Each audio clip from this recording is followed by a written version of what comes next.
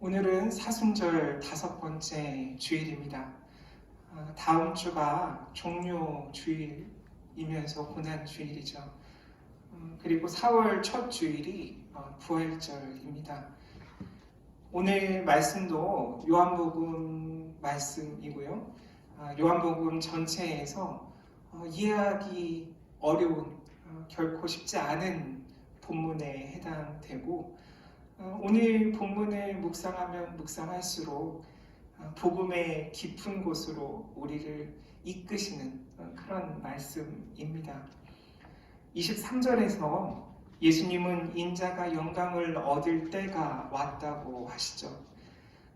요한복음 앞부분에서는 그때가 아직 오지 않았다고 말씀하시는데 마침내 지금 그때가 이른 것입니다. 바로 예수님의 십자가와 부활의 때를 말씀하고 계시죠. 예수님의 십자가와 예수님의 부활 사건은 우리의 믿음의 바탕입니다. 이때는 크로노스의 보통의 시간이 아니라 카이로스의 때입니다. 하나님의 새로운 질서의 때이고 삶의 새로운 의미들로 가득 차 있는 그런 순간입니다. 그런 인자가 영광을 얻을 때, 그때가 왔다고 오늘 말씀에서 선포하시죠. 특히 오늘 말씀도 6월절이 배경이죠. 마치 유대 민족의 출애굽 사건처럼 32절에서 말씀하시는 그리스도의 십자가는 우리 모두를 위한 영적 출애굽 사건임을 오늘 말씀을 통해서 깨닫게 됩니다. 그렇기 때문에 사순절 5번째 주일에 우리가 꼭 기억해야 하는 말씀입니다. 말씀을 준비하면서 21절에 예수님을 보고자 했던 헬라인들, 그들이 청하고 있는 그 장면이 한 주 내내 제 안에 남아 있었습니다. 그래서 오늘은 이 사순의 때에 예수님을 보고자 하는 것, 예수님을 배우고자 하는 것의 의미는 과연 무엇인지 오늘 함께 나누어 보겠습니다. 먼저 오늘 말씀에 등장하는 헬라인들, 그리스인들이죠. 그들은 과연 누굴까? 라는 물음을 먼저 던졌습니다. 그리스인들이 아마 유대교로 개종한 사람들일까? 아니면 단순히 여행하던 사람들일까? 알 수 없죠. 복음서에서 그리스인들이 등장하는 장면, 그 장면이 오늘 본문이 유일하고 그들이 예수님을 만나고 싶어 합니다. 예수님께 직접 말하지 못하고 빌립에게 청하고 있습니다. 빌립은 베드로, 안드레 이들과 같이 갈릴리 북쪽 연안에 있는 베세다 출신이었죠. 그래서 아마 이 갈릴리라는 지역의 특성상 이 빌립이 헬라어를 할 수 있지 않았을까? 라는 그런 추측도 해볼 수 있죠. 그리고 그 빌립이라는 이름 자체가 그리스식 이름이기 때문에 아마 이 그리스인들이 빌립이라는 제자를 봤을 때 왠지 모를 친감을 느껴서 그에게 말을 걸지 않았을까? 라는 생각도 해보았습니다.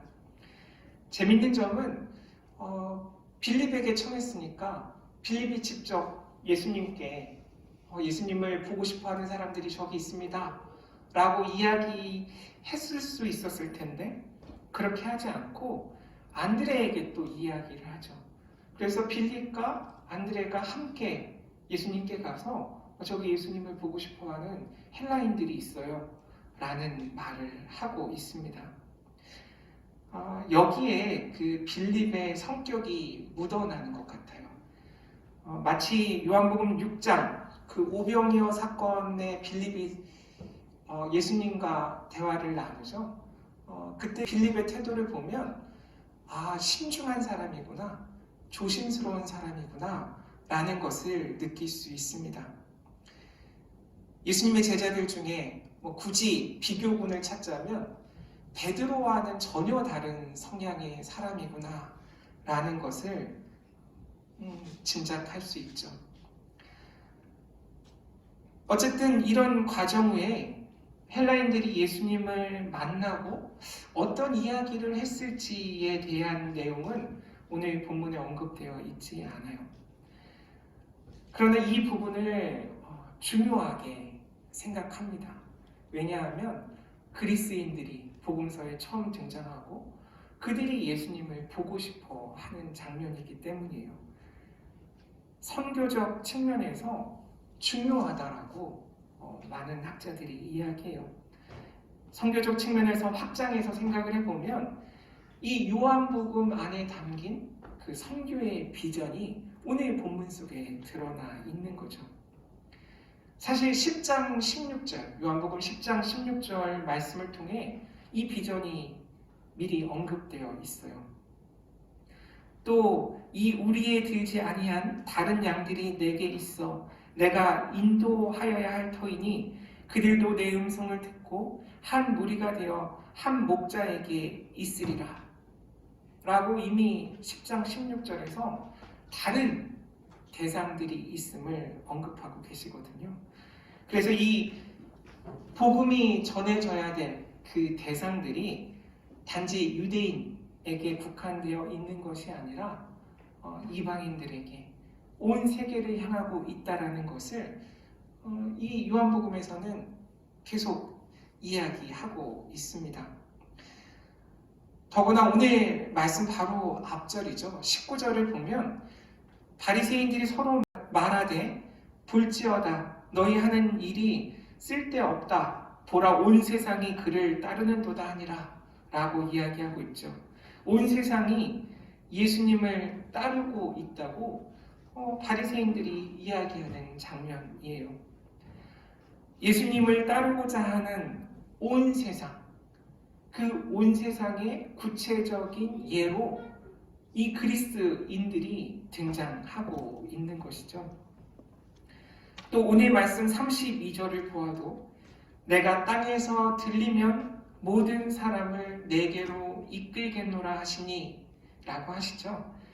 십자가 사건, 부활 사건, 승천하시는 그 총체적인 과정을 통해서 모든 사람들을 이끄시는 예수님에 대해 오늘 말씀은 이야기합니다.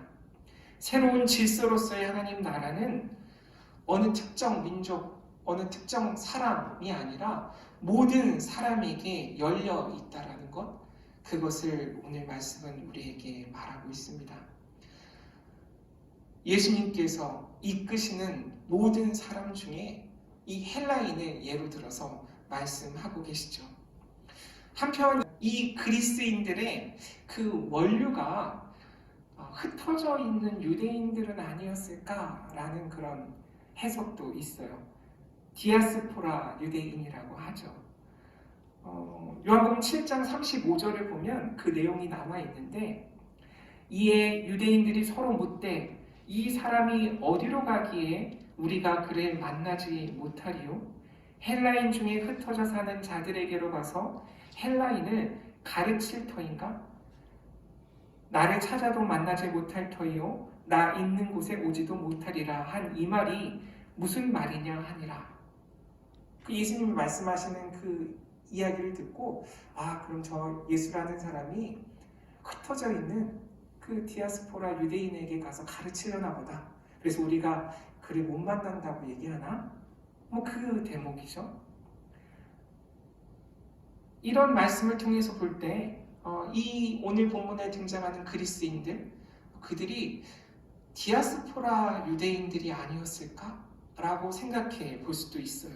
왜냐하면 때가 바로 6월절이었고 자신의 신앙적 전통 그것을 지키기 위해 예루살렘을 세계 곳곳에서 찾아오는 시기였기 때문이죠. 언어나 여러 문화적인 특성은 헬라인이었지만 6월절을 지키기 위해 이 예루살렘에 온 사람들이지 않았을까? 그리고 그들이 접한 놀라운 소식이 바로 예수께서 나사로를 살리신 그 이야기였지 않았을까? 어쩌면 그 나사로가 살아나는 그 현장에 이들도 있었고 많은 유대인들 사이에 섞여서 계속 예수를 따라오지 않았을까라는 그런 생각도 해보게 되죠. 순수 그리스인이건 아니면 흩어져 있던 유대인이건 그 누가 되었건 이들의 정체성은 오늘 말씀에서만 보면 예수님을 보고 싶어하는 사람들입니다. 그래서 이 예수님을 보고 싶어하는 사람이라는 것이 그들이 어디에 속해 있건 어느 나라 사람이건 어떤 민족이건 그것보다 더 중요한 것이라는 생각을 하게 됐어요. 그런 면에서 헬라인들은 나와 다르지 않죠. 왜냐하면 우리도 예수님을 보고 싶어하는 사람들이기 때문입니다. 이렇게 예수님을 보고 싶다는 것의 의미를 그래서 오늘 말씀을 통해서 한 3가지 측면에서 살펴보려고 합니다. 첫 번째로는 25절 말씀대로 예수님을 보고 싶어하는 사람, 예수님을 보고 싶어한다는 것은 자신의 생명을 사랑하지 않는 것이다 라고 이야기하죠. 자신의 생명을 미워하는 사람이라고 이야기해요. 자신의 생명을 미워한다는 것? 그 의미가 무엇일까 곰곰이 생각해 보니까 이런 의미가 아닐까. 결국 나보다 내가 더 사랑하는 것이 있는가? 라는 그 물음이지 않을까 생각을 해봤어요. 어떤 것을 나는 더 사랑하는가? 그 질문을 이렇게 표현하신 거 아닐까? 이 질문의 대상이 만약에 하나님과 나 둘 중에 누구를 더 사랑하는가 묻는 것이라면 예수님과 나 어떤 대상을 더 사랑하는지 묻는 것이라면 때로는 나를 내가 더 사랑하는데 지장을 초래하는 존재들이죠. 그런 존재들이 내 삶에 있는가 그것을 묻는 그런 의미 아닐까 생각을 해봤어요. 생명과 사랑의 방향이 나를 향하고 있는지 아니면 다른 곳을, 다른 존재를 향하고 있는지 묻는 것이죠. 하나님 안에서 살고 있는지 예수 안에서 살고 있는지 묻는 질문이에요. 지난주 말씀대로라면 이것이 바로 영생이죠. 자기 생명을 미워해서 얻을 수 있는 것. 그 놀라운 것이 바로 영생이라고 표현하고 있어요. 24절에 보면 예수님께서 한 알의 밀로 이 영생이라는 의미를 풀어서 설명하고 있죠. 내가 나보다 하나님을, 예수님을 아니면 이웃을, 살아있는 다른 생명들을 사랑하는가? 그 질문을 통해서 내가 예수님을 보고 싶어 하는가를 물어볼 수 있는 거예요. 두 번째로는 예수님을 보고 싶다는 것은 오늘 말씀에 따르면 예수님을 섬기는 것이에요. 26절에 보면 예수님을 섬기는 것은 예수님을 따르는 것이고 예수님을 따르는 것은 예수님이 계신 곳에 나도 같이 있는 것이라고 이야기하시죠. 예수님이 계신 곳에 함께 있는 것, 예수님이 계신 곳에 함께 있는 것, 이 의미가 무엇일까? 또 곰곰이 생각을 해보니까 많이 들었던 표현 같아요. 익숙한데 조금 다른 느낌이 있어요. 임마누엘 신앙을 이렇게 표현했나? 라는 생각을 해봤어요. 하나님이 우리와 함께 하시는 것, 그것이 임마누엘 신앙이죠. 그리고 오늘 본문에서 예수님이 계신 곳에 우리가 함께 있는 것, 하나님이 우리와 함께 하시는 것과 예수님이 계신 곳에 우리가 함께 하는 것, 이 둘의 미묘한 차이가 무엇일까? 계속 묵상하게 되었어요.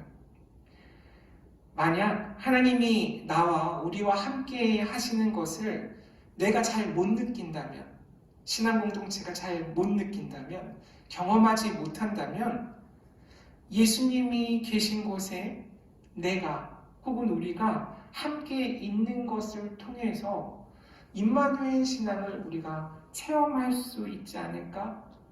라는 생각을 거꾸로 하게 됐어요. 즉, 임마누엘 신앙을 우리 삶 속에서 어떻게 경험하고 어떻게 확장시킬까? 그 물음이죠. 이 질문을 스스로에게 하고 보니까 결국 내가 임마누엘 신앙을 어떻게 고백하는가? 그 문제에 대해서 오늘 말씀은 이야기하고 있다라는 생각이 들었어요. 하나님은 우리와 항상 함께 하시는데, 항상 함께 하신다고 약속하셨는데, 내가 그것을 고백하지 못하고 있는 상황에 대해서 예수님이 일종의 솔루션을 제공하고 계신 거죠. 예수님이 계신 곳에 우리가 함께 있는 것, 그것은 어떤 특별한 장소, 어떤 대단한 사역의 현장이 아니더라도 하나님이 나와 함께 하신다라는 삶 속의 고백이 우리에게 있다면 우리의 일상이 예수님이 계시는 곳, 그곳이 아닐까라는 생각까지 이르게 되었거든요. 즉, 나의 평범한 삶을 예수님이 계시는 곳으로 믿고 고백하고 살아가는 것, 그것이 임마누엘 신앙의 또 다른 접근 방법이 아닐까라는 깨달음이었어요. 나의 삶에 이 평범한 나의 일상이 예수님이 계시는 곳이다 라고 고백하고 믿고 살아가는 것. 그러면 예수님이 계시는 곳에 함께 있는 것이 해결되잖아요. 내 삶에 예수님이 계시다라고 믿고 고백하니까 이것이 예수님을 보고 싶은 것, 예수님을 섬기는 것, 예수님을 따르는 것의 의미가 아닐까 깨닫게 되었어요. 마지막으로 예수님을 보고 싶다는 것은 예수님 앞에 모이는 것입니다. 그것이 바로 예배겠죠. 32절에서 예수님께서 땅에서 들리면 모든 사람을 내게로 이끌겠노라 말씀하시죠. 휩소라고 지난 말씀에서 이야기했는데 들다라는 뜻이죠. 이 들다라는 표현을 이야기하세요. 이 들다라는 표현의 의미는 십자가, 높아짐이죠. 십자가를 세상적인 기준에서는 실패라 볼 수 있고 사탄이 승리한 게 아니야. 오늘 본문의 표현대로라면 세상의 임금이 승리한 것이 아닌가라고 볼 수 있지만 요한복음에서는 그렇지 않죠. 이 십자가가 높아짐이고 이 십자가가 영광이에요. 이것이 요한복음의 독특한 신학이죠. 들려짐이란 십자가와 부활 그리고 승천까지 이어지는 예수님의 구원의 사역 전체를 이야기하고 있고 그 예수님의 구원 사역을 모든 사람들이 보게 되고 온 세상이 예수 그리스도를 알게 된다. 알게 되는 그것에 대해서 오늘 말씀은 증언하고 있어요. 그래서 우리는 예수 그리스도 앞에 모여야 하죠. 우리는 예수 그리스도를 예배하는 사람들입니다. 그리고 이 예배는 30절의 말씀처럼 우리를 위한 것이라고 예수님께서 이야기하세요. 예수님을 보고 싶은 마음, 예배하고 싶은 간절함, 이 마음이 어느 때보다 지난 1년간 우리에게 가장 중요한 기도 제목이었잖아요. 예수님 앞에 모이는 참 의미가 무엇인지 진지하게 묵상하게 되는 시기를 모두 살아오고 있죠. 오늘 말씀대로라면 예수님을 따르는 온 세상은, 사람들은 예루살렘 성전이 아니라 예수 그리스도에게 이끌리고 있는 거예요. 내가 그동안 무엇에 이끌리고 있었는가? 무엇을 예배하고 있었는가? 어떤 것 앞에 모였는가? 그것을 다시 생각하라는 거죠. 예수님께 이끌리는 것, 예수님 앞에 모이는 것, 예수님께 이끌려서 예배 드리는 것, 그 이야기를 예수님을 보고 싶어 한다라는 표현으로 오늘 말씀은 우리에게 증언하시죠. 이 말씀은 이사야 56장이 성취된 사건이에요. 이사야 56장 7절 8절 이렇게 증언되어 있어요.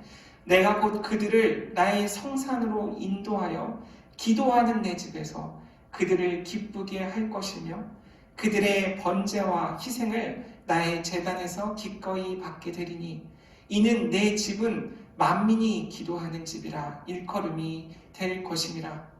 이스라엘의 쫓겨난 자를 모으시는 주 여호와가 말하노니 내가 이미 모든 백성 외에 또 모아 그에게 속하게 하리라 하셨느니라. 아멘. 이사야 56장 이 말씀이 오늘 요한복음 12장 말씀과 연결되어 있어요. 그러므로 예수님을 보고 싶은 사람들, 예수님을 보고 싶은 우리들은 예수님 앞에 모여야 합니다. 예배 드려야 하는 것이죠. 예수님을 보고 싶다는 것에 대한 답, 요한복음 다른 부분에 또 나와 있더라고요. 요한복음 마지막쯤에 예수님께서 우리에게 답하고 계세요. 바로 20장 29절이에요. 예수께서 이르시되 너는 나를 본고로 믿느냐? 보지 못하고 믿는 자들은 복되도다 하시니라. 너무 유명한 말씀이죠. 도마에게 예수께서 하신 말씀이에요. 복음은 예수님을 보고 알고 믿는 사람들 뿐만 아니라 아직 예수님을 보지 못한 사람들에게 예수님을 보게 하는 기쁜 소식이라는 거죠.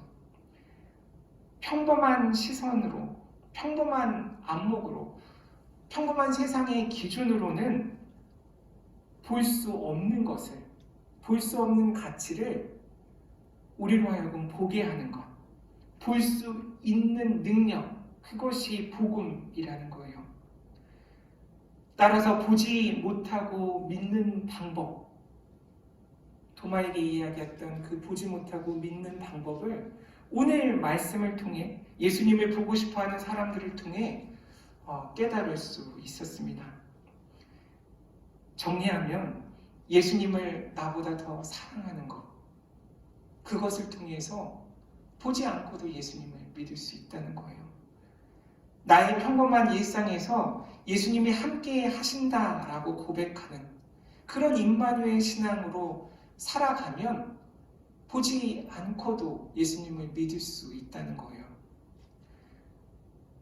그리고 내가 예배하는 대상이 오직 예수라는 것, 예수에 이끌린 사람들이라는 것, 예수 앞에 모인 사람들이라는 것, 그 예배가 바로 복음의 현장이라는 거죠. 이 예배를 통해서 예수를 우리가 볼 수 있다고, 예수님을 믿을 수 있다고 오늘 말씀은 우리에게 이야기합니다. 이제 십자가가 가까이 보이는 지점까지 다다랐어요. 불과 다음 주면 고난 주간이 시작되니까요.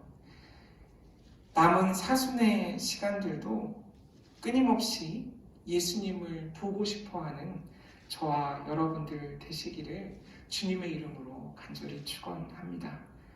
아멘. 기도드리겠습니다. 주님, 우리도 주님이 보고 싶습니다. 우리와 함께하여 주옵소서. 예수님의 이름으로 기도드립니다. 아멘.